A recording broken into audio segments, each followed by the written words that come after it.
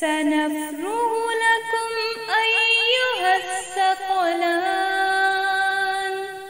فبأي آلاء ربكما تكذبان يا معشر الجن والإنس إن استطعتم أن تنفذوا من أقطار السماوات والأرض فانفذوا لا تنفذون إلا بسلطان فبأي آلاء ربكما تكذبان يرسل عليكما شواظ من نار ونحاس فلا تنتصران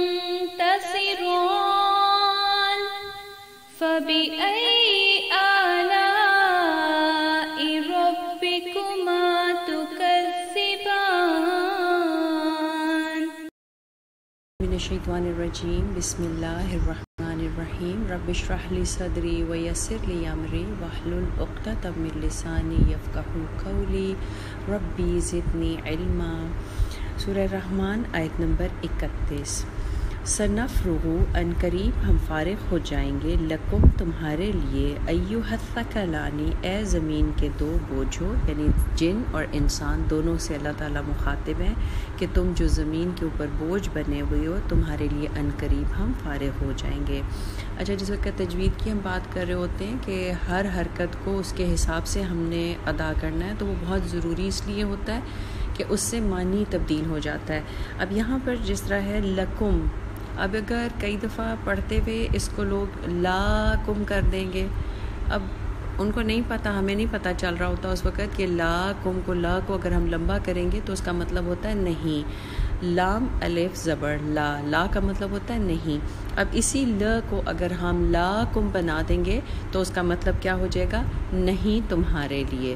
اس لیے ہمیں بہت زیادہ دھیان کرنا چاہیے کہ جو حرکت کا جتنا اس کو ٹائم اس کو دینا ہوتا ہے لمبا کرنے کے لیے یا چھوٹا رکھنا ہوتا ہے، اسی حساب سے اس کو لے کے ہمیں چلنا چاہیے۔ اب اللہ تعالیٰ فرماتے ہیں سنفرغ لکم ایھا الثقلان۔ ثقلان، ثقل کس کو کہتے ہیں؟ قاف اور لام۔ ثقل وہ بوجھ ہوتا ہے جو کسی سواری پہ لادا جائے۔ اب انسانوں اور جنوں کو اللہ تعالیٰ کیا کہہ رہے ہیں کہ تم زمین پہ لادے ہوئے ہو اور زمین تمہیں لے کے مسلسل گردش کر رہی ہے، تو عنقریب میں تمہارے لیے فارغ ہوا جاتا ہوں۔ اب فارغ ہونے کا یہ مطلب نہیں ہے کہ اللہ تعالیٰ کسی اور کام میں مصروف ہیں اور ان کے پاس ٹائم نہیں ہے اور جب وہ فارغ ہوں گے تو پھر تمہارے ساتھ بات کریں گے۔ مطلب کیا ہے کہ جو تمہیں مہلت دی گئی تھی وہ اب ختم ہونے والی ہے اور اب تمہاری باری ہے اپنا حساب دینے کی۔ اب دیکھیں، ہم نے سورہ رحمان شروع کی تو سورہ رحمان کس چیز سے شروع کی؟ الرحمن، اللہ تعالیٰ کی بہترین صفت اللہ تعالیٰ نے خود بیان کی، اور اس کے بعد اللہ تعالیٰ نے کہا علم القرآن، کہ میں نے تمہیں قرآن کی تعلیم دی۔ اور قرآن کی تعلیم کس چیز سے اللہ تعالیٰ نے شروع کی تھی؟ سورہ فاتحہ سے۔ سورہ فاتحہ میں کیا کہا؟ پہلے اپنا تعارف کرایا، ہمیں ہماری جگہ بتائی کہ تم کیا ہو، ایاک نعبد و ایاک نستعین ہمیں بتایا گیا کہ تم میرے بندے ہو۔ اس کے بعد اللہ تعالیٰ نے ہمیں ہدایت کا راستہ مانگنے کی دعا سکھائی کہ مانگنے کی چیز کیا ہے، اپنے لیے ہدایت کا راستہ مانگو، جن لوگوں پر میں نے انعام کیا ان کو رول ماڈل بناؤ اور ان کے راستے کے اوپر چلنے کی توفیق میرے سے مانگو۔ اس کے بعد اللہ تعالیٰ نے پورا قرآن ہمارے سامنے کھول کے رکھ دیا کہ یہ لو، اس میں شفا بھی ہے تمہارے لیے، جو تمہارے دلوں میں ہے، دلوں میں جتنی بیماریاں ہیں، جو حسد ہے، جو کینہ ہے، جو بغض ہے، جو لا علمی ہے، جو غفلت ہے، ان ساری بیماریوں کا علاج قرآن میں اللہ تعالیٰ نے ہمیں دے دیا۔ اچھا، اور پھر ساتھ ہی بتا دیا کہ پرہیز کس چیز سے کرنا، کیونکہ صحت مند رہنے کے لیے دوائی کے ساتھ ساتھ پرہیز کی بھی ضرورت ہوتی ہے، تو پرہیز کے بارے میں صرف ایک پرہیز بتایا، وہ کیا کہ شیطان سے بچ کے رہنا۔ کیوں؟ کیونکہ یہ تمہارا کھلا دشمن ہے، اس نے تو کھلا کھلا اعلان کر دیا تھا کہ میں اس کو ہر طریقے سے بہکاؤں گا۔ اب اللہ تعالیٰ نے کیا فرمایا کہ یہ تمہارا کھلا دشمن ہے، اس سے بچ کے رہنا، یہ کبھی بھی تمہارا خیر خواہ نہیں ہو سکتا۔ پھر اس کے بعد اللہ تعالیٰ نے فرمایا کہ جو کچھ زمین میں ہے وہ تمہارے لیے بنایا گیا ہے۔ اور اب جیسا سورہ رحمان میں ساری جو ہم نے نعمتیں پڑھی وہ کتنی پرفیکشن کے اوپر اللہ تعالیٰ نے جا کے بنائی، صرف چیزیں دے کے مار نہیں دی ہمارے اوپر، بلکہ ان کو بہترین پریزنٹیشن بھی دی۔ جس طرح آپ دیکھیں وہی کھانا ہوتا ہے، اگر ہم اٹھا کے بس رکھ دیتے ہیں کہ یہ پڑا ہے کھا لو، اور دوسرا کیا ہوتا ہے کہ ہم ٹیبل کو بہت پراپر طریقے سے ہم لے کرتے ہیں، پھر اس کے ساتھ سیلڈز بھی ہوتی ہیں، پھر چٹنی بھی ہوتی ہے، اور بہت اچھے طریقے سے ہم اس کو پریزنٹ کرتے ہیں، تو اگر چاہے کھانا اتنا مزے کا نہ بھی ہو تو ویسے ہی بندے کا دل خوش ہو جاتا ہے۔ لیکن اللہ تعالیٰ نے تو ہر چیز کو پرفیکشن کے لیول کے اوپر بنایا، اور پھر اس کو ساتھ ساتھ حسن کے درجے کے اوپر اللہ تعالیٰ نے بنا کے ہمارے آگے ہر چیز پیش کر دی۔ لیکن ساتھ ہی اللہ تعالیٰ نے یہ بھی بتا دیا کہ یہ جو سب کچھ میں نے بنایا یہ تمہارے لیے بنایا ہے، کہ جو کچھ زمینیں اور آسمانوں میں ہے یہ تمہارے لیے بنایا ہے، تمہیں اشرف المخلوقات بنا دیا ہے میں نے، کہ سب تخلیق جتنی میں نے چیزیں تخلیق کی ہیں ان سب میں سے تمہیں میں نے شرف بخشا ہے کہ تم سب سے سپیریئر ہو، پریولیجڈ ہو۔ لیکن ساتھ ہی اللہ تعالیٰ نے فرما دیا وَمَا خَلَقْتُ الْجِنَّ وَالْإِنسَ إِلَّا لِيَعْبُدُونَ، کہ میں نے جنوں اور انسانوں کو سوائے اس کے کسی کام کے لیے نہیں بنایا، سوائے اس کے کہ وہ میری عبادت کریں۔ اب یہاں پہ اللہ تعالیٰ فرما سکتے تھے وَمَا خَلَقْتُ الْجِنَّ وَالْإِنسَ لِيَعْبُدُونَ، کہ میں نے جنوں اور انسانوں کو اپنی عبادت کے لیے پیدا کیا۔ اب اللہ جو لفظ بیچ میں آ گیا یہ تاکید کے لیے ہے، بہت زیادہ زور دینے کے لیے، ایک چیز کو کلیریفائی کرنے کے لیے ہے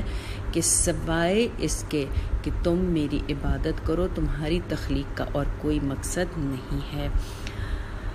اب عبادت کیا ہے؟ صرف نماز روزہ۔ ہم تو یہی سمجھتے ہیں نا کہ جو معاملات مرضی ہم کرتے رہیں، جس کی مرضی ہم غیبتیں بھی کرتے رہیں، جس کا مرضی ہم دنیا میں جس کو مرضی ہم ایکسپلائٹ کرتے رہیں، وہ ہماری مرضی ہے، لیکن ٹائم پہ نماز پڑھ لیں اور ٹائم پہ روزہ رکھ لیں اور حج بھی کر رہے ہیں اور زکوٰۃ بھی دیتے ہیں۔ نہیں، ہر معاملات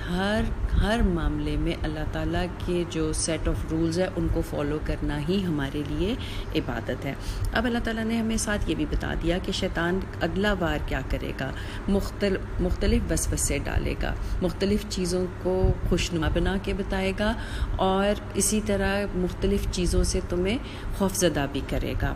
اس کے لیے پھر اللہ تعالیٰ نے قرآن میں مثالیں دے دی۔ اب دیکھیں اچھا ٹیچر کون سا ہوتا ہے؟ جو اپنی کلاس کو انگیج کرتا ہے اور پھر اس کے بعد ان کے لیول کے اوپر جا کے ان کو مختلف مثالیں دیتا ہے، مختلف چیزوں سے ان چیزوں کو زیادہ کھول کے بیان کرتا ہے۔ تو اللہ تعالیٰ نے بھی ہمارے لیے قرآن پاک میں مختلف مثالیں رکھ دی، رول ماڈلز بنا دیے کہ اہدنا الصراط المستقیم مانگا تھا نا، تو یہ دیکھو اس طریقے سے شیطان حملہ کرے گا اور تم نے ان چیزوں سے ان طریقوں سے تم نے اس شیطان کے وار سے بچنا ہے۔ اب سب سے پہلا رول ماڈل کس کو بنا کے بھیجا ہمارے لیے؟ حضرت آدم علیہ السلام کو، کہ شیطان نے اللہ تعالیٰ کی نافرمانی کی اور ڈٹ گیا اور اکڑ گیا، اور اس کے بعد اس نے اللہ تعالیٰ کو ایک چیلنج کر دیا کہ اللہ تعالیٰ اگر آپ مجھے قیامت تک کی مہلت دے دیں تو میں اس بندے اس آدم کے پیچھے جس کی وجہ سے مجھے جنت سے آپ نے نکالا ہے، اللہ تعالیٰ کے اوپر بلیم ڈال رہا ہے، اور کیا کہہ رہا ہے کہ آپ نے چونکہ مجھے نکال دیا تو میں ان کو بھٹکاؤں گا اور ان کو اپنے ساتھ ہی جہنم میں لے کے جاؤں گا، جو مہلت اس کو دے دی گئی۔ لیکن آدم علیہ السلام نے کیا کیا؟ آدم علیہ السلام نے فوراً جب ان سے غلطی ہوئی تو انہوں نے ایک سیکنڈ نہیں لگایا اور انہوں نے فوراً اپنی غلطی مان لی، نادم ہوئے اور اللہ تعالیٰ سے چاہا کہ یا اللہ مجھے کچھ بتائیں کہ میں کس طرح توبہ کروں۔ تو اللہ تعالیٰ نے سب سے پہلی توبہ کا طریقہ اللہ تعالیٰ نے خود ان کو سکھایا، اور کیا کہا کہ کرو یہ دعا، ربنا ظلمنا انفسنا وان لم تغفر لنا وترحمنا لنکونن من الخاسرین۔ پھر اس کے بعد آپ دیکھیں نیچے اگر ہم باقی انبیاء کو دیکھتے ہیں تو ابراہیم علیہ السلام جن کو اللہ تعالیٰ نے خلیل اللہ کہا، خلیل خلل سے ہے نا،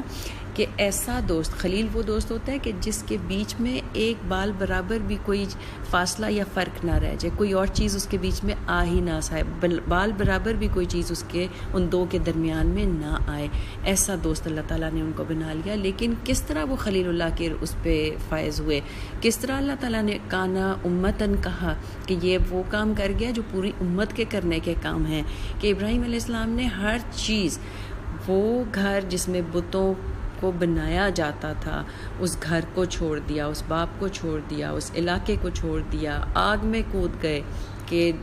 وہ آگ جو کتنے دن دہکائی گئی تھی کہ اس میں ان کو پھینکا جانا ہے، اس میں خود کود گئے، لیکن اللہ تعالیٰ نے فوراً ریوارڈز دینا شروع کر دیے کہ وہ آگ ان کے لیے ٹھنڈی ہو گئی،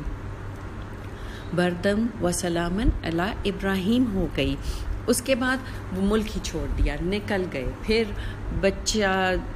اور بیوی کو صحرا میں چھوڑ آئے، پھر اس کے بعد وہی بچہ جب خواب میں بتایا گیا کہ اس کی گردن پہ چھری پھیر دو تو وہ اس کے لیے بھی تیار ہو گئے اور اپنی طرف سے چھری پھیر دی تھی۔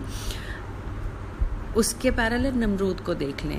ابراہیم علیہ السلام کو اللہ تعالیٰ نے کتنا نوازا کہ اللہ تعالیٰ نے ان کی وہ جگہ جہاں پہ انہوں نے کھڑے ہو کے خانہ کعبہ تعمیر کیا تھا اس کو پریزرو کر لیا، ان کے نشانوں کو بھی پریزرو کر لیا۔ اور ہمیں کیا کہا جاتا ہے کہ جب طواف کرتے ہو، عمرے کے لیے جاتے ہو، حج کے لیے جاتے ہو، تو مقام ابراہیم کو مصلی بنا لو، یعنی سجدہ کرنے کی جگہ بناؤ، اور وہاں پہ 2 رکعت آپ کو سجدہ 2 رکعت نفل ادا کرنے ہوتے ہیں۔ اسی طرح انہی کی بیوی نے سعی کی تھی نا صفا اور مروہ کے درمیان، اس کو بھی واجب قرار دے دیا کہ عمرے کے لیے جا رہے ہو، حج کے لیے جا رہے ہو، سعی کرو گے تو ہی پورا ہوگا۔ تو اس طرح اللہ تعالیٰ نوازتے ہیں، اللہ تعالیٰ نے مثالوں سے بیان کر دیا۔ پھر نمرود کی بات ہوئی کہ اس کو جب اللہ تعالیٰ نے نعمتیں دی تو وہ بجائے اس کے کہ اللہ تعالیٰ کے سامنے جھکتا، وہ خود کو خدا کہنے لگ گیا، اور اس نے کیا کہا ابراہیم علیہ السلام کو کہ میں رب ہوں، تم اپنے رب کا تعارف دو۔ ابراہیم علیہ السلام نے کہا میرا رب زندہ بھی کرتا ہے اور موت بھی دیتا ہے۔ تو اس نے کیا کیا، 2 قیدیوں کو بلوایا، ایک کو مروا دیا، ایک کو رہا کر دیا، کہا یہ دیکھو میں زندہ کرتا ہوں، میں مردہ کرتا ہوں۔ تو ابراہیم علیہ السلام نے بڑے آرام سے کیا کہا، میرا رب تو مشرق سے سورج کو نکالتا ہے، تم مغرب سے نکالاؤ۔ لیکن اس ساری چیز کے اوپر کیا لفظ آیا، بوہیتا، کہ وہ حیران تو ہو گیا لیکن ایمان نہیں لایا۔ پھر اللہ تعالیٰ موسیٰ علیہ السلام اور فرعون کا ہمیں بتاتے ہیں کہ ان دونوں کے واقعے سے آپ اس مثال سے سیکھ لو کہ موسیٰ علیہ السلام نے کیا کیا، ساری آزمائشوں سے گزر گئے، چھوٹے سے تھے، ان کی ماں نے ان کو دریا میں ڈال دیا، پھر فرعون کے محل میں پلے، پھر اس کے بعد وہاں سے نکلے، پھر وہ ساری کہانی آپ کو بڑے اچھے سے پتہ ہے کہ کہاں کہاں سے وہ گزر کے آئے، کن کن مرحلوں سے گزرے، اور اس کے بعد فرعون کے سامنے کھڑے ہیں، اور فرعون کیا کر رہا ہے، ان کو جھٹلا رہا ہے، ان کو نگیٹ کر رہا ہے، ان کے خلاف سازشیں بنا رہا ہے۔ لیکن اللہ تعالیٰ نے موسیٰ علیہ السلام کو سمندر پار کرا دیا، اور فرعون اور اس کی ساری قوم جو ان کے پیچھے پڑی ہوئی تھی، ان ساروں کو اللہ تعالیٰ نے ان سب بنی اسرائیلیوں اور موسیٰ علیہ السلام کے سامنے، ان کی آنکھوں کے سامنے ان کو سمندر میں غرق کر دیا۔ پھر اسی طرح آپ دیکھیں کہ اللہ تعالیٰ نے داؤد علیہ السلام کو، حضرت سلیمان علیہ السلام کو کتنی بڑی سلطنتیں دی، کتنے بڑے خزانے دیے، کیا کیا کچھ ان کے آگے تابع کر دیا۔ لیکن ان کا کیا حال تھا کہ حضرت داؤد علیہ السلام نے اپنا ایک ٹائم ٹیبل سیٹ کیا ہوا تھا کہ سارے دنیا کے کام، سلطنت کے کام، ملک کے کام کرنے کے بعد ایک ٹائم فکس کیا ہوا تھا کہ اس میں وہ ساری چیزوں کو چھوڑ کے پہاڑوں پہ چلے جاتے تھے اور وہاں جا کے اپنے رب کی حمد و ثنا کرتے تھے۔ اور اس کے سامنے آپ دیکھیں قارون تھا۔ اب قارون کو کیا کیا کہ وہی خزانے جب اس کو دیے گئے تو وہ بھی اکڑنے لگ گیا اور وہ اللہ تعالیٰ کی نافرمانی میں ڈٹ گیا۔ تو کیا ہوا، اللہ تعالیٰ نے ادھر فرعون کو پانی میں غرق کر دیا تو ادھر قارون کو زمین میں دھنسا دیا۔ پھر حضرت ایوب علیہ السلام کا ہمیں بتاتے ہیں اللہ تعالیٰ کہ شیطان کیسے اکسا سکتا ہے کہ جب ایوب علیہ السلام بہت امیر انسان تھے اور ان کی اولاد بھی ان کی کافی ساری تھی، تو یہ اس کے باوجود بہت عبادت گزار تھے کیونکہ ظاہر نبی تھے۔ تو شیطان نے لوگوں کے دل میں وسوسہ ڈالا اور لوگوں نے یہ کہنا شروع کر دیا، ہاں یہ کیسے نہیں کریں گے، یہی تو کریں گے عبادت اللہ تعالیٰ کی، اتنا کچھ دیا ہوا جو ہے ان کو اللہ تعالیٰ نے، اتنا مال ہے، اتنے ان کے پاس نوکر چاکر ہے، اتنی آسائشیں ہیں، یہ نہیں اللہ کی عبادت کریں گے، یہ نہیں اللہ کا شکر کریں گے تو کیا ہم کریں گے، ہم تو سارا دن کام کرتے رہتے ہیں۔ اب اللہ تعالیٰ اس وقت بھی، حالانکہ حضرت ایوب علیہ السلام کا یہ تھا کہ وہ راتوں کو، جب بعد میں انہوں نے دعا مانگی تھی تو انہوں نے کہا یا اللہ آپ گواہ ہیں کہ میرا نرم اور گرم بستر میرے انتظار میں تیار رہتا تھا، لیکن میں راتوں کو اٹھ کے آپ کے سامنے کھڑا ہوتا تھا، یعنی میں عبادت کرتا تھا۔ اب یہ کوئی احسان نہیں جتا رہے کہ یا اللہ میں نے چونکہ اپنا نرم بستر اور آرام و آسائش چھوڑی تھی تو اس لیے آپ مجھے بہت اچھا ریوارڈ دے دیں، بلکہ کیا کہتے تھے کہ یا اللہ میری کوشش تو یہی تھی کہ میں آپ کو راضی کر لوں۔ پھر اللہ تعالیٰ نے لوگوں کو دکھایا کہ تم جن جن چیزوں کی باتیں کرتے ہو نا، لوگ ہم ایک ایک کر کے سارا کچھ چھین لیتے ہیں، ان کا مال، ان کی اولاد، ان کی ہر چیز ان سے اللہ تعالیٰ نے ساری نعمتیں واپس لے لی، یہاں تک کہ ان کی صحت واپس لے لی، اور ان کو ایسا ایک کنٹیجیس ڈیزیز تھا کہ جس کی وجہ سے وہ شہر سے باہر نکل گئے، اور وہاں پہ صرف ان کی بیوی اور کچھ روایت میں کہ ایک ان کا ملازم پرانا جو تھا وہ ان کا خیال کرنے کے لیے وہاں پہ موجود تھے۔ اور وہاں پہ وہ کیا کہتے ہیں کہ یا اللہ جب ساری نعمتیں آپ نے دی ہوئی تھی تو میرا کچھ وقت ان کے ساتھ بھی گزر جاتا تھا، اب آپ نے ساری نعمتیں چھین لی ہیں تو یا اللہ آپ کا بہت شکر ہے کہ آپ نے ساری نعمتیں واپس لے لی ہیں، اب میرے پاس اور کچھ بھی نہیں ہے کرنے کو سوائے اس کے کہ میں ہوں اور آپ ہوں، میں آپ سے راز و نیاز کروں، میں صرف آپ کی عبادت کروں۔ کہتے ہیں کہ یہ جب بات ایوب علیہ السلام نے کی تو شیطان جل بھن گیا کہ میں کیا کیا کچھ کر رہا ہوں، اور یہ انسان ہر حال میں بہرحال اللہ کا شکر کر رہا ہے۔ اسی طرح آپ دیکھیں کہ نبی پاک صلی اللہ علیہ وسلم نے ہر آزمائش سے اللہ تعالیٰ نے ان کو گزارا، ان سے پیدا ہونے سے پہلے ان کے والد فوت ہو گئے، پھر اس کے بعد ان کی والدہ چلی گئیں، پھر دادا چلے گئے، پھر اس کے بعد جب بڑے ہوئے تو حضرت خدیجہ رضی اللہ تعالیٰ نے ان کا ساتھ دیا، لیکن جب نبوت کے مشن کے اوپر چلے ہیں تو اس کے بعد حضرت خدیجہ بھی کچھ عرصے بعد چلی گئیں، پھر حضرت محمد صلی اللہ علیہ وسلم کے چچا ابو طالب ان کے ساتھ سے چلے گئے، پھر ان لوگوں نے اتنا تنگ کیا، اتنا ستایا مکہ والوں نے کہ آپ صلی اللہ علیہ وسلم کو مکہ چھوڑ کے جانا پڑا، جبکہ واپس مڑ کے مکہ کو دیکھتے تھے۔ تو جبریل علیہ السلام نے کہا کیا اداس ہیں، مکہ سے جانے پہ اداس ہیں؟ تو آپ صلی اللہ علیہ وسلم نے فرمایا کہ یہ بستی مجھے دنیا کی ساری بستیوں سے زیادہ عزیز ہے، اور مکہ کو مخاطب کر کے کیا کہا کہ مکہ تو مجھے ساری بستیوں سے عزیز ہے، لیکن یہاں کے رہنے والے مجھے اس چیز پہ مجبور کر رہے ہیں کہ میں تجھے چھوڑ کے چلا جاؤں۔ پھر اس کے بعد ساری آزمائشوں سے جب گزر گئے، آپ دیکھیں سیرہ جب ہم پڑھتے ہیں تو اتنا کچھ ہمیں ملتا ہے کہ آپ صلی اللہ علیہ وسلم نے کیا حالات نہیں فیس کیے، کیا مشکلیں نہیں آپ صلی اللہ علیہ وسلم کو پیش آئیں، لیکن کیا ہوا، اللہ تعالیٰ نے کیا کہہ دیا، رحمت للعالمین کا خطب دے دیا۔ اسی طرح نبی پاک صلی اللہ علیہ وسلم بھی اللہ تعالیٰ کے خلیل ہیں، اللہ تعالیٰ کے دو خلیل ہیں، ایک ابراہیم علیہ السلام اور ایک نبی پاک صلی اللہ علیہ وآلہ وسلم۔ پھر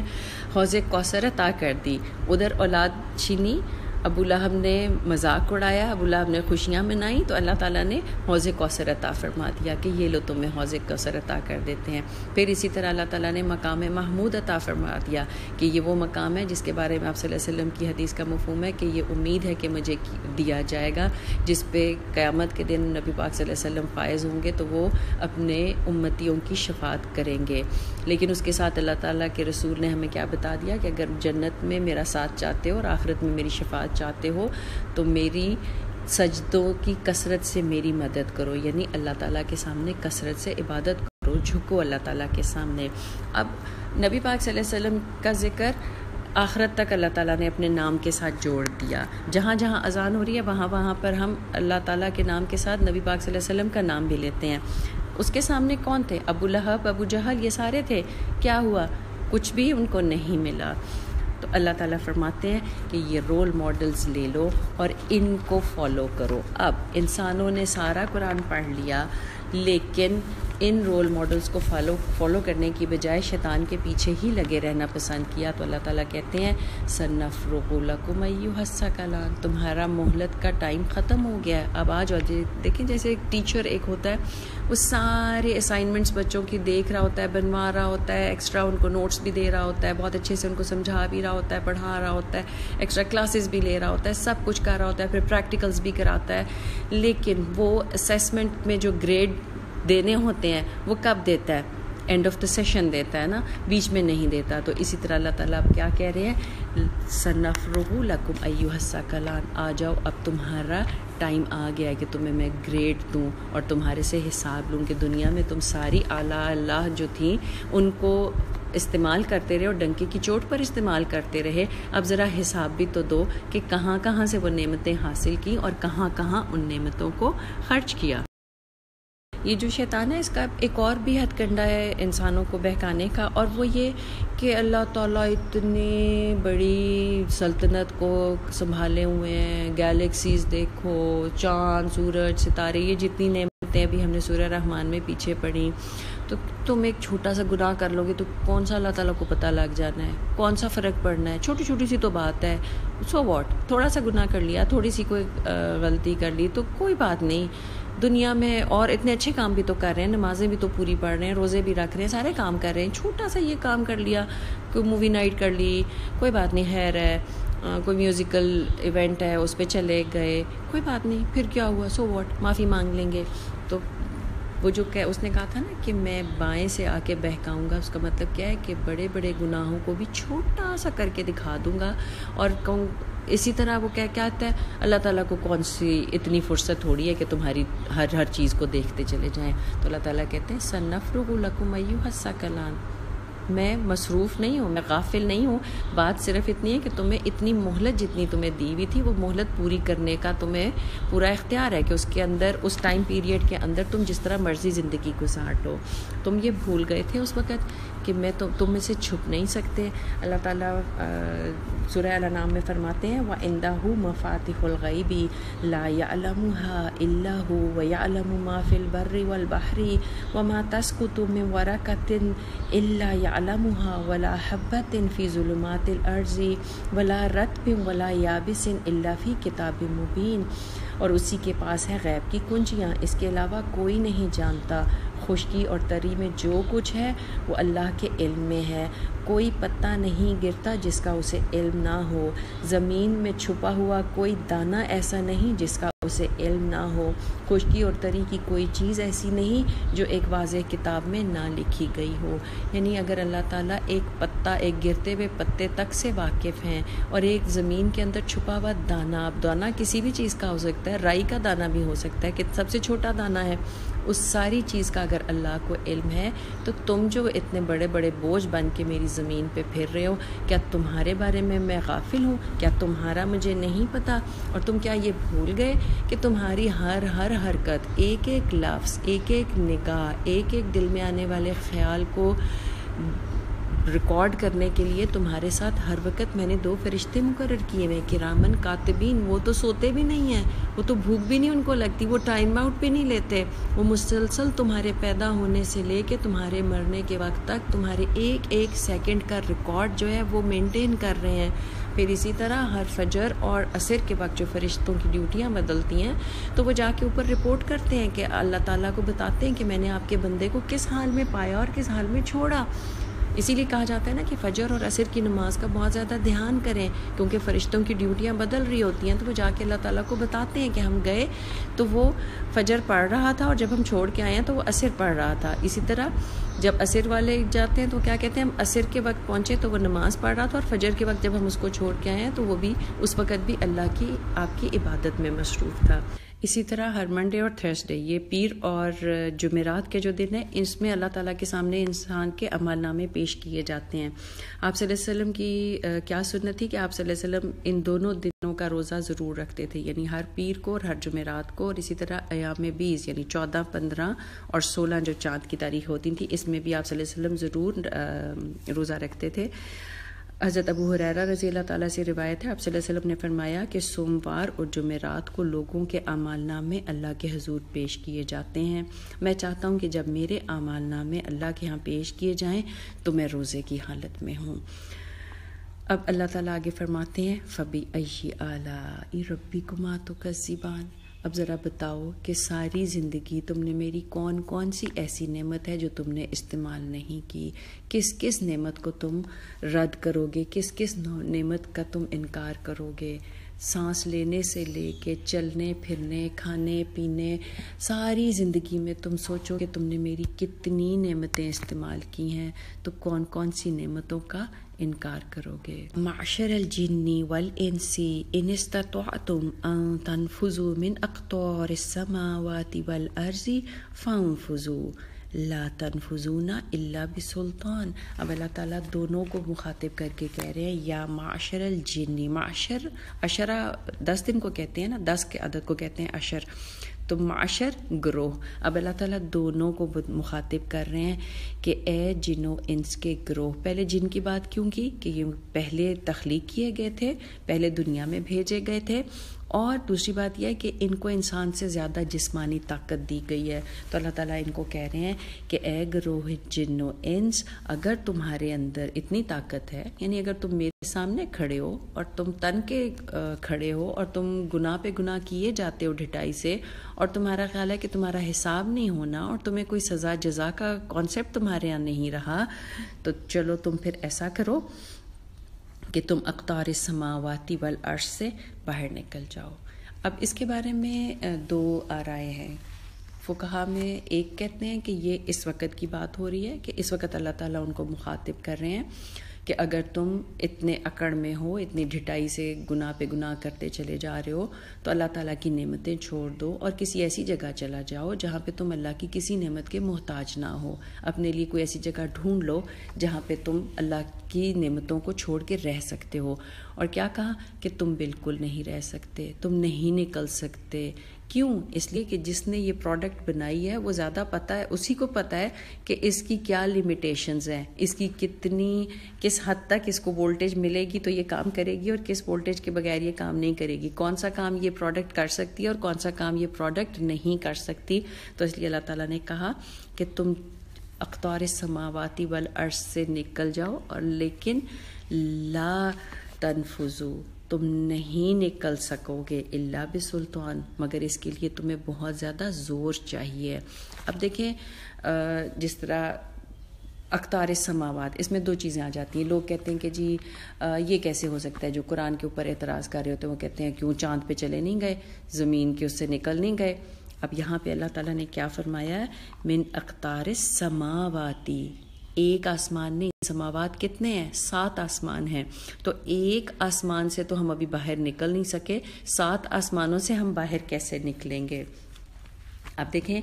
جو سب سے پہلا آسمان ہے، جو سب قریب ترین، جو ہمارا آسمان دنیا جو ہے، جس کے اوپر ہر تہجد کے وقت اللہ تعالیٰ آسمان دنیا پہ تشریف لاتے ہیں اور کیا کہتے ہیں کہ ہے کوئی مجھ سے مغفرت مانگنے والا، ہے کوئی مجھ سے صحت مانگنے والا، ہے کوئی مجھ سے دعائیں مانگنے والا، کوئی استغفار کرنے والا، تو میں اس کی دعائیں قبول کروں. اب اس کے بارے میں کیا ہے کہ یہ جو اتنا جو ہمارا یہ جو ڈسٹنس ہے، اگر اس کو آج آپ سائنس کے اوپر ہمیں بہت بھروسہ ہے نا کہ جو قرآن کہہ رہا ہے وہ تو ہمارا دل نہیں مان رہا ہوتا. ہاں جب سائنس کہہ دیتی ہے تو ہم بہت حیران ہو جاتے ہیں اور ہم پھر فوراً اس کے اوپر ایمان بھی لے آتے ہیں اور ہم بہت یقین بھی کر لیتے ہیں. اب دیکھیں جو سب سے پہلا آسمان ہے جس کے بارے میں اللہ تعالیٰ کیا فرماتے ہیں کہ یہ وہ والا آسمان ہے وَإِلَّا زَيَّنَّا السَّمَاءَ الدُّنْيَا بِمَصَابِيحَ، کہ جس کو ہم نے آسمان دنیا، جس کو ہم نے ستاروں سے مزین کیا. رات کو ہم جس آسمان کے اوپر ستارے ہمیں نظر آ رہے ہوتے ہیں اور دن میں جو آسمان ہمیں نظر آ رہا ہوتا ہے اس کا ڈسٹنس کتنا ہے؟ 9 ارب لائٹ ایئرز کے فاصلے پر ہے. اب ایک لائٹ ایئر جو ہے وہ کتنا ٹائم لیتا ہے کہ لائٹ اگر 3 لاکھ کلومیٹرز پر سیکنڈ کی رفتار سے چلتی رہے اور 1 سال میں جتنا ڈسٹنس وہ ٹریول کرے گی وہ 1 لائٹ ایئر ہے. اور جبکہ زمین سے لے کے پہلے آسمان کا جو فاصلہ ہے وہ سائنس ہمیں کیا بتا رہی ہے کہ 9 ارب لائٹ ایئرز کے فاصلے پہ ہے. اب اس کو کراس کرنے میں جتنی اسٹرینتھ چاہیے پہلے تو وہ لے کے آؤ، اور اس کے بعد پھر جتنا ٹائم ہے وہ ٹائم کیلکولیٹ کرو. وہاں تک جانے کے لیے ایندھن کہاں سے لے کے آؤ گے، کس طرح اس کو ٹریول کرو گے، یہ تمہارے بس سے باہر ہے. تو وہ تم اگر پہلے آسمان تک ہی نہیں پہنچ سکتے تو باقی سارے آسمان کہاں تک پہنچو گے. اور اس کے بعد جو بات ہوئی من اقطار السماواتی والارض، اور زمین کے اس میں سے بھی تم اقطار میں سے نہیں نکل سکتے، زمین کی جو حدود ہیں ان سے بھی تم باہر نہیں نکل سکتے. آپ دیکھیں ابھی ہم صرف انسانوں کو لے رہے ہیں کہ کتنا ٹریول کریں 1 لائٹ ایئر میں، کتنا چلتے ہیں، اور پھر 9 ارب لائٹ ایئرز کے اندر کتنے وہ ڈسٹنس کو کور کریں گے. اسی طرح جو زمین کے اقطار میں سے نکلنے کی بات ہے کہ بہت تم نے زور لگایا، بہت تم نے کیا، لیکن تمہارے سامنے ہی ہے ساری ہسٹری، تمہارے سامنے ہی ساری مثالیں تمہارے پاس موجود ہیں کہ تم نے کب کب کوشش کی. اب دیکھیں ایک شٹل تھی چیلنجر جو 28 جنوری 1986 کو انہوں نے لانچ کی، اور یہ ابھی اقطار ارض سے نکل ہی نہیں پائی تھی. یعنی فیو سیکنڈز جب اس نے اپنی جرنی شروع کی اس کے کچھ سیکنڈز کے بعد ہی کیا ہوا، وہ پھٹ گئی. ایکسپلوڈ کر گئی. اور اس کی وجہ سائنسدانوں نے بعد میں جب اس کو سارا انویسٹیگیٹ کیا تو انہوں نے کیا کہا کہ بہت شدید ٹھنڈ تھی, ٹیمپریچر بہت لو تھا, اور ایک او رنگ تھا وہ اپنی جگہ سے میل فنکشننگ اس نے کی, اور اس کی وجہ سے وہ اپنی جگہ سے جب ہل گیا تو وہ سارا ایکسپلوژن ہوا اور وہ سب کچھ پھٹ گیا, ختم ہو گیا. تو تم تو اقطار السماوات تو بعد کی بات ہے, اقطار الارض سے ہی نہیں نکل سکتے. اسی طرح ایک اور ان کی تھی شٹل تھی کولمبیا. اس نے اپنا سفر شروع کیا 16 جنوری 2003 کو, اور یہ نکل گئی جہاں پہ بھی جتنا اس کا جو ٹارگٹ تھا اتنا اس نے ٹریول کیا, اور وہاں 14-15 دن وہاں رہی. 1 فیبرری کو اس نے واپس آنا تھا, اور اپنے جو لینڈ کرنے کا جو اس کا تھا اس سے صرف 20 سے 22 منٹ ابھی یہ پیچھے رہ گئی تھی کہ اس نے بس لینڈ کر رہے تھے, اور سب بہت سیلیبریشنز نیچے تیار ہوئی تھی کہ یہ ابھی لینڈ کرے گی. لیکن جب یہ زمین کے اس میں اقطار میں گھسی ہے تو کیا ہوا, صرف ایک چھوٹی سی انسولیٹنگ ٹائل جو تھی وہ اپنی جگہ سے ہٹ گئی, اور اس کے ہٹنے سے کیا ہوا, سارا کچھ ختم, اور وہ ایکسپلوڈ کر گیا, اور سارے جو اس کے اندر 7 ایسٹروناٹس تھے ان کے سمیت وہ ختم ہو گئی. تو اللہ تعالیٰ کہتے ہیں لا تنفذون الا بسلطان, بہت طاقت چاہیے. اور اسی طرح سلطان کا ایک اور مطلب بھی ہے بادشاہی. سلطان کا آپ نے پڑھا ہوگا نا, سلاطین بادشاہوں کو کہا جاتا ہے. تو اللہ تعالیٰ فرماتے ہیں کہ اگر تم کہیں سے نکلنے کی کوشش کرو بھی نا, الا بسلطان, جہاں کہیں پہ بھی جاؤ گے وہاں پہ بادشاہی پھر اللہ کی ہی ہوگی. تم جا ہی نہیں سکتے اللہ سے بچ کے, کیونکہ اللہ تعالیٰ تو زمینوں اور آسمان اور جو کچھ اس کے درمیان میں وہ سب کچھ تو اللہ تعالیٰ نے بنایا ہے. تم ان ساری چیزوں سے نکل کے کیسے بھاگ سکتے ہو؟ فَبِأَيِّ آلَاءِ رَبِّكُمَا تُكَذِّبَانِ, اگر آج تم اس دنیا میں آرام سے رہ رہے ہو اور تمہیں کوئی مشقت نہیں کرنی پڑ رہی, تمہیں یہ نہیں کہا جاتا کہ اچھا اتنے سال اس لیول پہ رہ گئے ہو, اب اتنے سال کے بعد چلو اس زمین سے نکلو اور کسی اور زمین میں تمہیں جا کے شفٹ ہونا ہے. اب دیکھیں چھوٹی چھوٹی جو ہماری ٹرانسفرز آ رہی ہوتی ہیں اس میں ہم کتنی شفٹنگ سے گھبرا رہے ہوتے ہیں, لیکن اللہ تعالیٰ نے کہا کہ تمہیں میں نے مہلت دی ہوئی ہے, آرام سے رہو, مزے سے کھاؤ پیو, دنیا میں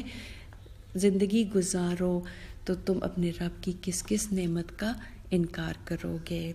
اچھا, اور اسی طرح جو فقہا کا دوسرا جو گروہ ہے وہ کہتا ہے کہ یہ جو آیات ہیں یہ آخرت کے ساتھ ریلیٹڈ ہے, کہ یہ آخرت میں اللہ تعالیٰ فرمائیں گے اس طرح. تو اس میں بھی اگر آپ دیکھیں کہ جس وقت سارے لوگ اکٹھے کر دیے جائیں گے, اول وقت سے لے کے قیامت تک آنے والے جن و انس جب سارے دوبارہ سے زندہ کر کے کھڑے کر دیے جائیں گے, لائن اپ کر دیا جائے گا سب کو,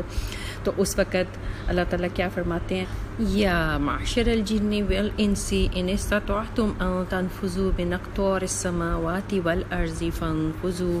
لا تنفذون الا بسلطان. اے جن و انسانوں کے گروہ, اگر تم استطاعت رکھتے ہو کہ اقطار السماوات اور ارض میں سے نکل سکو تو نکل جاؤ, لیکن تم نہیں نکل سکتے اس لیے کہ اس کے لیے بہت زیادہ طاقت چاہیے ہے. اور دنیا میں تو تم میرے احکامات سے پہلو بچا لیتے تھے نا, لوپ ہولز تمہیں مل جاتے تھے, تم کوئی نہ کوئی بہانہ تلاش کر لیتے تھے, کوئی نہ کوئی لاجک تمہارے پاس ہوتی تھی اپنے کسی بھی کام کی جو تم کرنا چاہتے تھے, اس کے لیے تم کوئی نہ کوئی لاجک گھڑ لیتے تھے. اور اگر اللہ تعالیٰ کی بات ماننے کو دل نہیں چاہ رہا ہوتا تھا تو اس کے لیے بھی کوئی نہ کوئی بہانہ تم کر لیتے تھے, کبھی مصروفیت کا بہانہ, کبھی بچوں کا بہانہ, کبھی رسم و رواج کا بہانہ, کبھی پیئر پریشر کا بہانہ, کبھی ماحول کا بہانہ, کبھی خاندان کا بہانہ, کوئی نہ کوئی بہانے گھڑ کے تم اس ساری چیز سے نکل کے بچ جاتے تھے. تو آج بھی بچ جاؤ, لیکن تم آج نہیں بچ سکو گے. اب ہوگا کیا تمہارے ساتھ, یرسل علیکما شواظ من نار ونحاس فلا تنتصران, اگر بھاگنے کی کوشش کرو گے تو تم پر آگ اور دھواں چھوڑ دیا جائے گا جس کا تم دونوں مقابلہ نہ کر سکو گے. اچھا, جو جن ہے اس مخلوق کے بارے میں یہ ہے کہ اللہ تعالیٰ نے ان کو ایک تو بہت زیادہ جسمانی طور پہ طاقت دی ہوئی ہے, دوسرا یہ سیکنڈز کے اندر بہت سارا سفر طے کر لیتے ہیں, اور یہ آسمانوں کی طرف بھی ان کی فلائٹ کی ان کو اجازت تھی کہ یہ وہاں تک بھی اڑتے ہوئے پہنچ جاتے تھے. اور جو نیچے زمین کے اوپر جو عامل اور جادوگر اور یہ اس طرح کے کاہن وغیرہ ہوتے ہیں, ان کا طریقہ کار یہ ہے کہ یہ کسی نہ کسی طرح کوئی عمل ایسے کرتے ہیں جس کی وجہ سے یہ جو شیاطین جن ہیں یہ ان کے قبضے میں آ جاتے ہیں، ان سے دوستی کر لیتے ہیں اور ان کے موکل بن جاتے ہیں. پھر یہ موکل جو ہیں چونکہ ان کی فلائٹ بہت اوپر تک جا سکتی ہے تو یہ جا کے کچھ نہ کچھ سن گن لے لیتے تھے کہ جس طرح فرشتوں، آپ کو پتہ ہے کہ جب تقدیر میں جو لکھا جاتا ہے ایک تو لکھ دیا گیا کہ یہ ساری زندگی میں ملے گا، لیکن جو ہر سال میں انسان کو ملنا ہوتا ہے وہ سال بہ سال ایک پورا جو ٹائم ٹیبل ہے، ایک پورا جو پلان ہے وہ فرشتوں کو ہینڈ اوور کر دیا جاتا ہے. اب ایک لیول سے جب دوسرے لیول تک کے فرشتوں تک وہ انفارمیشن دی جا رہی ہوتی ہے تو یہ جو شیاطین جن ہیں یہ اس میں سے کچھ نہ کچھ سنگن لے لیتے ہیں اور اس کو جھوٹ سچ ملا کے آ کے اپنے عاملوں کو بتا دیتے ہیں. پھر ہوتا کیا ہے کہ یہ عامل جو ہے اپنا کاروبار اسی چیز کے اوپر چمکاتے ہیں. کوئی بھی انسان اگر کوئی پریشانی لے کے ان کے پاس آتا ہے تو پھر وہ اس کو ایک بھاری رقم لے کے کوئی نہ کوئی اس سے نذرانہ وصول کر کے اور اس کو بتا دیتے ہیں کہ ہاں تمہاری یہ والی پریشانی جو ہے تم یہ کام کرو گے تو تمہاری یہ پریشانی دور ہو جائے گی. کوئی بھی بات ہے، کسی کی اولاد نہیں ہے، کسی کو کوئی پریشانی ہے، کیونکہ ان کے پاس تھوڑی بہت انفارمیشن تو آئی ہوتی ہے تو وہ کیا کہتے ہیں کہ ہاں تمہارے یہ سارے مسئلے حل ہو جائیں گے. اور کئی دفعہ وہ مسئلے حل ہو بھی جاتے ہیں کیونکہ وہ انفارمیشن جو فرشتوں سے انہوں نے چرائی ہوتی ہے شیطانوں نے وہ ان کے پاس پہنچی بھی ہوتی ہے. اب کیا ہوا کہ جس وقت قرآن پاک نازل ہونا شروع ہوا تو ان شیاطین جنوں کی جو لمٹس تھیں وہ مقرر کر دی گئی اور اس لمٹ سے اگر کوئی کراس کرنے کی کوشش کرتا تھا تو پھر اس کو شوٹنگ سٹار جن کو ہم کہتے ہیں، شہاب ثاقب، شہاب مبین، یہ دونوں لفظ استعمال ہوئے ہیں قرآن پاک میں، ان سے مار کے ان کو بھگا دیا جاتا تھا. اللہ سورہ ہجر میں فرماتے ہیں اور بے شک ہم نے آسمان میں بروج بنائے اور اسے دیکھنے والوں کے لیے آراستہ کیا اور اس کی حفاظت کی ہر شیطان رجیم سے، مگر جو کوئی کچھ سن گن لے لے تو اس کا پیچھا کرتا ہے شہاب مبین. اسی طرح سورہ صافات میں اللہ تعالیٰ فرماتے ہیں انا زینا السماء الدنیا بزینۃ الکواکب وحفظا من کل شیطان مارد لا یسمعون الی الملأ الاعلی ویقذفون من کل جانب دحورا ولہم عذاب واصب الا من خطف الخطفۃ فاتبعہ شہاب ثاقب. بے شک ہم نے آسمان دنیا کو ستاروں سے مزین کیا اور ان ستاروں کو ہر شیطان سرکش سے حفاظت کا ذریعہ بنایا. وہ ملأ الاعلی سے کچھ سنگن نہیں لے سکتے، ہر طرف سے مارے اور ہانکے جاتے ہیں اور ان کے لیے پیہم عذاب ہے. تاہم اگر ان میں سے کوئی کچھ لے اڑے تو ایک تیز شعلہ اس کا تعاقب کرتا ہے. اسی طرح سورہ جن میں اللہ تعالیٰ فرماتے ہیں کہ جب یہ جن آپس میں گفتگو کر رہے تھے تو انہوں نے کیا کہا کہ ہم نے آسمان کو ٹٹولا تو دیکھا کہ وہ پہرے داروں سے پٹا پڑا ہے اور شہابوں کی بارش ہو رہی ہے، اور یہ کہ پہلے ہم کچھ سن گن لینے کے لیے آسمان میں بیٹھنے کی جگہ پا لیتے تھے، مگر اب جو چوری چھپے سننے کی کوشش کرتا ہے وہ اپنے لیے گھات میں ایک شہاب ثاقب لگا ہوا پاتا ہے، یعنی کہ ان کو ان شوٹنگ سٹارز کے ساتھ مار کے بھگا دیا جاتا ہے. فَبِأَيِّ آلَاءِ رَبِّكُمَا تُكَذِّبَانِ، تو اب تم اپنے رب کی کن کن قدرتوں، کن کن طاقتوں کا انکار کرو گے.